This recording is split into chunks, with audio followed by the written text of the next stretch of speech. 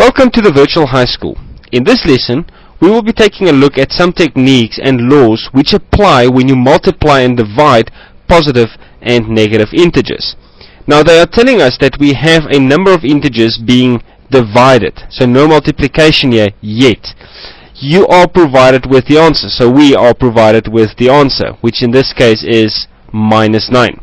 The question says, state the rule which determines the sign of the answer. That's part A of the question. And part B, verify that the answer is in fact correct. Now, the first part of the question, state the rule which determines the sign of the answer, goes as follows. If you have an even number of minuses in your original expression, your answer would be positive. If you have an odd number of minuses, your answer would then again be negative. So it's just a question of counting the number of minuses in your original expression.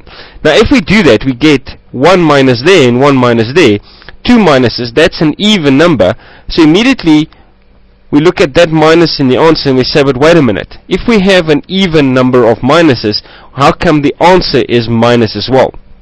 What we should not forget, however, is the fact that there is a 2. That 2 is an exponent, meaning we actually have two brackets multiplied with each other. And each of the brackets have a -6 in them.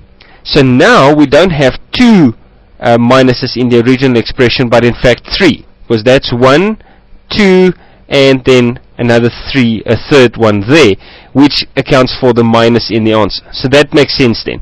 The law or the rule which determines that the answer must be negative holds in this case because we have an odd number of minuses in the original expression. Then all we need to do now is to check that the number, the 9, is in fact correct, and we do that by multiplying the 6 and the 6. That will give us the 36, which we can see there in step 2, divided by -4. Now 36 divided by 4 is 9. We have already checked that the answer should be minus, so we should be happy with the -9 as the answer. However, we can check again, because remember that 36 actually has a plus in front of it. Although we don't write the plus, we can assume if there is no minus, it must be a plus. And then we have only one minus in that expression in step 2. It's an odd number of minuses, which again dictates that we have a minus in the final answer. Thank you for using the Virtual High School.